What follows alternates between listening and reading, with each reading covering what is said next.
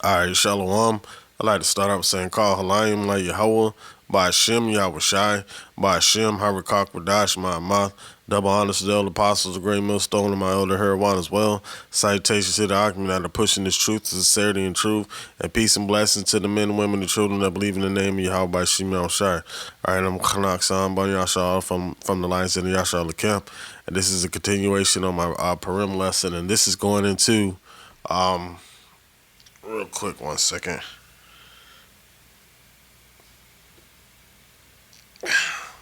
All right, hold on. All right, so this is going into.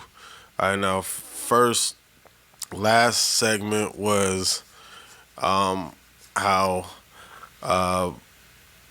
Hammond had went into the king, and first, like he had a plot against Mordecai, or a plot against Israel, and a plot against Mordecai, where his wife put it in his head to set up garrisons for Mordecai and his family to be hung on, right? And then so when Astyages or Xerxes had made him president, or like over certain provinces in Assyria, he and he was invited to a banquet that Esther put together, right?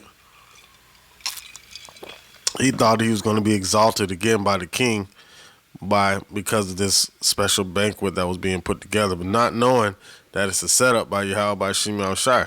See what I'm saying? So like just like how, you know what I'm saying, how Yahweh by Shimon Shai said, I have laid a snare for thee, and that was unawares, right? So it's kind of like the same thing what that's happening with Hammond, all right, when he's casting lots against the Jews and Mordecai. So let's go back to Esther chapter 6, verse 8. It says, verse 7, it says, and Haman answered the king, for the man whom the king delighted to honor, right? So Haman is thinking he's the person that the king is delighted to honor.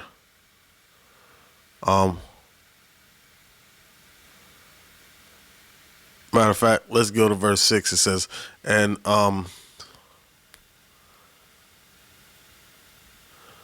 it says, so Haman, no, verse 5, it says, and the king's servant said unto him, behold, Haman standeth in the court.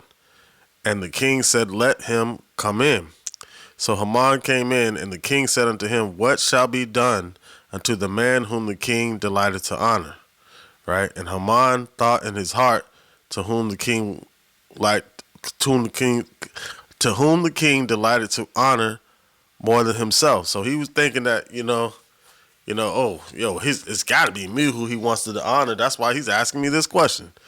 Verse 7, it says, Haman answered the king, for the man whom the king delighted to honor, let the royal apparel be brought, which the king used to wear, and the horse that the king rideth upon, and the crown royal which is set upon his head. All right? And it says, and let his apparel and horse be delivered to the hands of the king's most noble princes, that they may array the man withal whom the king delighted to honor, and bring him on horseback through the streets of the city, and proclaim before him, thus shall it be done to the man whom the king delighted to honor. So he just he thought for sure he was going to be the one. But now we're going into, that's where we left off on the last one. All right, so now we're going into verse 10. And the header on top of verse 10, it says, Haman must honor Mordecai. See that? He thought he was setting it up for himself. But nah. See how Yahweh Shimon Shai works? So now, it says, verse 11, then took Haman the apparel.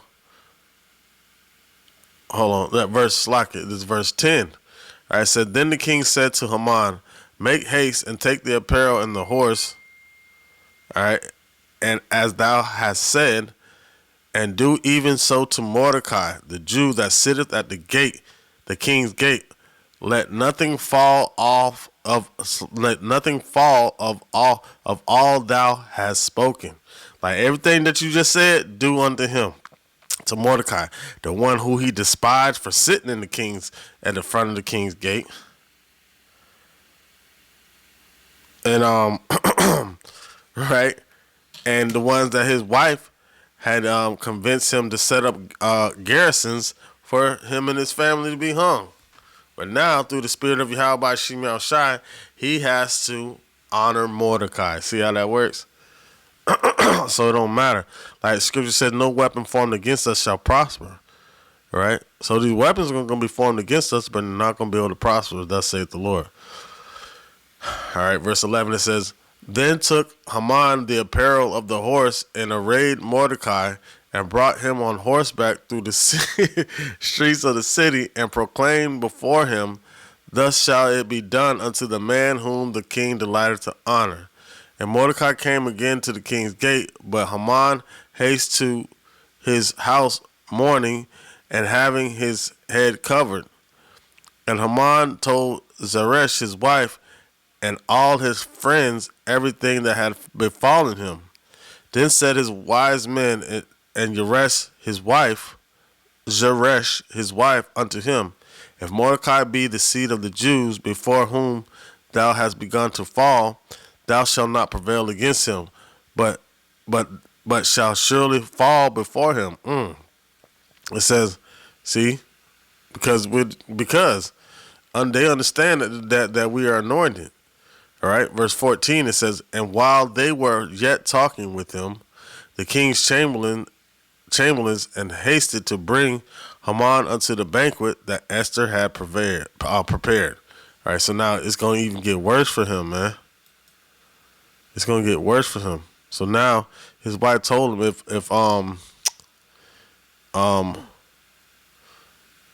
if Mordecai be the seed of the Jews before whom thou hast begun to fall, thou shalt not prevail against him, but shall surely fall before him. And he's gonna fall. All right, it's Esther 7:1. So you gotta remember from it's still that decree going out that to kill all the Jews at a certain given point in time. All right. All right. It's like this is Esther 7:1. It says, So the king and Haman came to the banquet with Esther the queen. And the king said again unto Esther, On the second day at the banquet of wine, What is thy petition, Queen Esther? And it shall be granted thee. And what is thy request? And it shall be performed even to the half of the kingdom. Right. Once again, he's like, you can have anything and you want, even to the half of the kingdom. Then Esther the queen answered and said, If I have found favor in thy sight, O king, if it please thee, king, let my life be given me at my petition and my people at my request. For we are sold, and my people to be destroyed and to be slain and to perish. All right, that's a continuation of a curse on Israel, us. I said, but if we had been sold for bondmen and bondwomen, I had held my tongue, although the enemy could not countervail the king's damage. Then the king Ahasuerus answered and said unto Esther the queen, Who is he and where is he that durst presume in his heart to do so? Like who's trying to hurt you or in your people? And Esther said, verse 6, it said, Esther said, the adversary and enemy is the wicked Haman. And Haman was afraid before the king and the queen. So now the cat's being let out the bag. See that? It says Haman. All right, this is verse 7. All right. So now, remember the garrisons that were set up. Haman's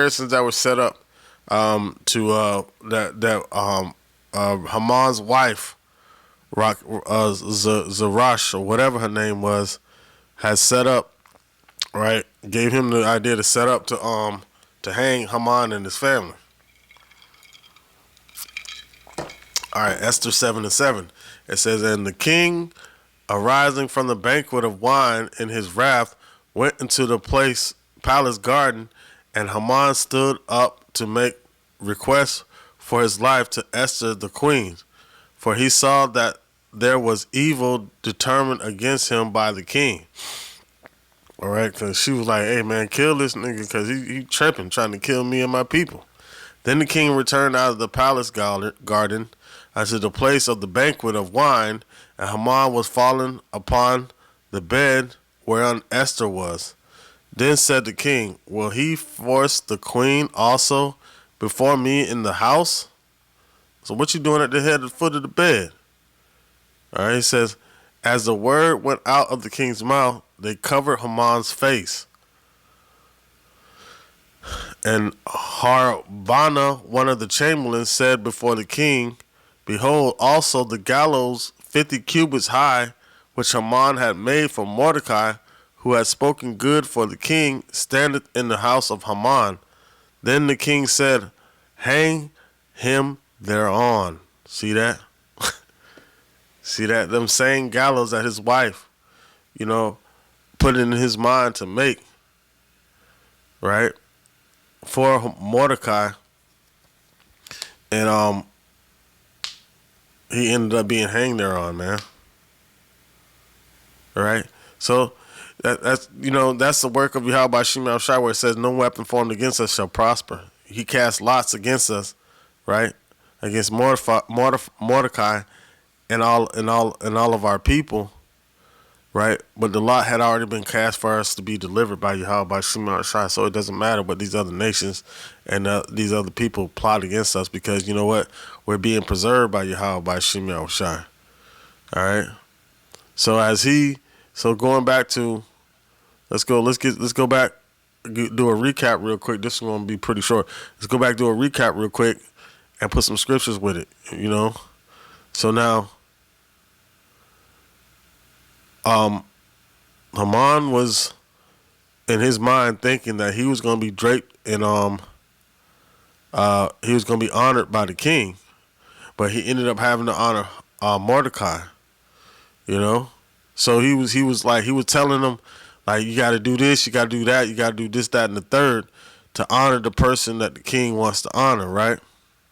That the king delighted to honor. But as he was saying all that, that was the thing that was going to be done unto Mordecai.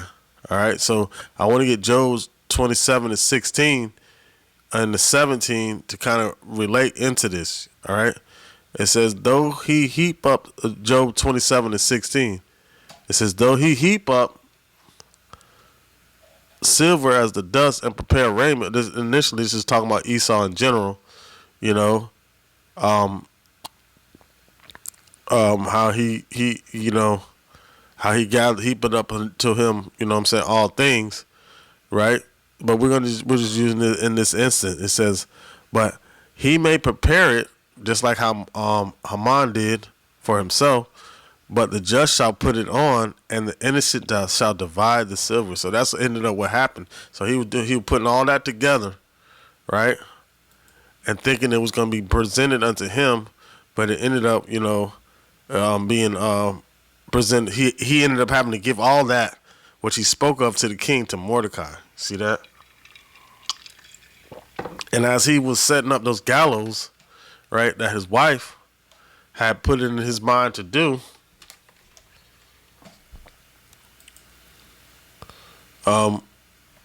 he ended up being hung on them. All right? This is Proverbs 21:18. It says, the wicked shall be a ransom for the righteous, and the transgressors for the upright. See that? Because he was set in place of what he thought was going to be for us. You see that? Proverbs 26:27. It says, whoso diggeth a pit shall fall therein, and he that rolleth a stone, it will return upon him. Right? And that's exactly what happened. that what he was trying to do turned right back around on him. You know. So like the holy day Purim means lots, or to cast lots, and so and the story of Esther goes into the Purim, basically talking about how, you know, how Esau cast a lot, Haman cast a lot against Mordecai, and but the lot had already been cast to protect us, for us to be protected by Yahweh, by Shem Yahushai. And it's real important for us to really understand these stories, because, you know, we're in the times where that's going to be happening again, where Esau is going to be casting a lot on us, because what does it say in Revelation 12:12? Woe to the let me get it real quick.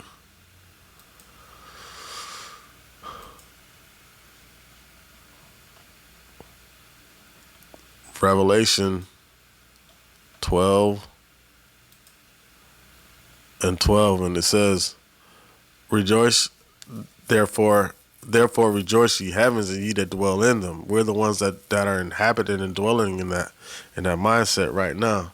All right, having this truth. It says, "Woe to the inhabitants of the earth and of the sea, for the devil has come down unto you, having great wrath, because he knows that he have but a short time."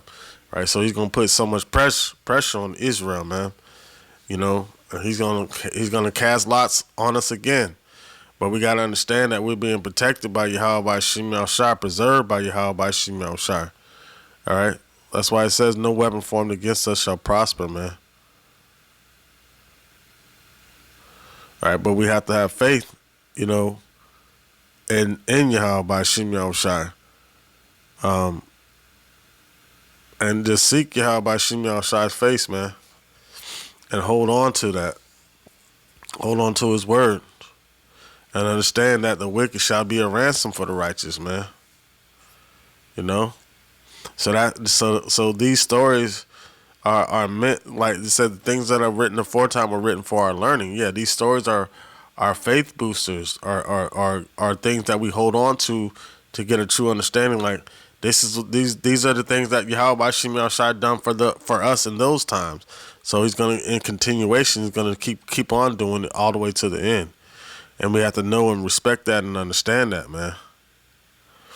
All right. So that concludes my little series of Purim. Lord willing, this lesson is edifying and serve this purpose for the hopeful elect, the ones who truly believe in the name Yahweh by Shem Yahushai, man. And these things that we put out here are faith boosters, man. That's to keep our minds set on Yahweh by Shem Yahushai at all times, man. All right. With that, I want to say, Kal Halayim La Yahweh by Shem Yahushai by Shem Harakak Radash Ma'amath.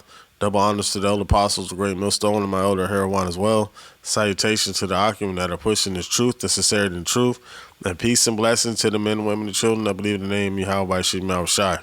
Shalom.